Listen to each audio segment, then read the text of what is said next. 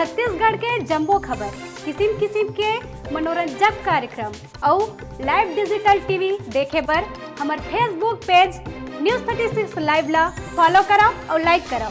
जय जोहार।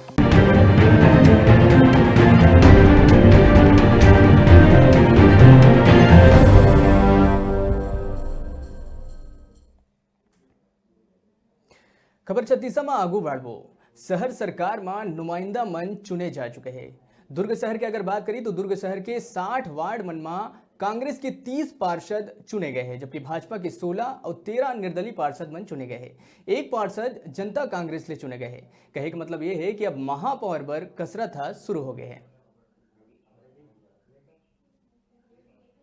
के कब्जा में रहे दुर्ग नगर निगम के सत्ता में अब कांग्रेस के कब्जा हो चुके हैं। सत्ता के समीकरण स्पष्ट होए के बावजूद अभी भी ये तय नहीं है कि महापौर कौन बनही, सभापति की जिम्मेदारी कौन ला मिलही और शहर सरकार के कैबिनेट में कौन कौन चेहरा ला शामिल करे जाही। आप मन बता दन कि दुर्ग शहर मुख्यमंत्री भूपेश बघेल के गृह जिला है, त उन्हें दिग्गज कांग्रेस नेता मोतीलाल वोरा के गृह नगर है। गृह मंत्री ताम्रध्वज साहू भी यही शहर में रही थे।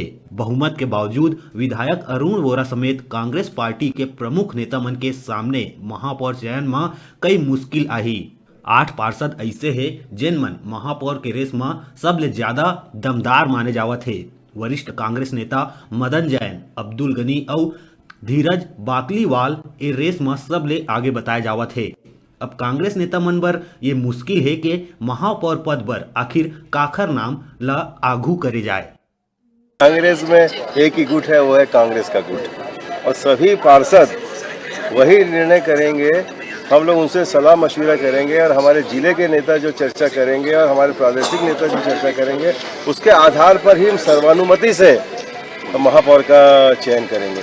और जहाँ तक अध्यक्ष है और नगर निगम महापौर का सवाल है, तो हमारे वरिष्ठ सभी बैठेंगे जिस नगर पालिका पंचायत व्यवस्था है उनके अनुसार।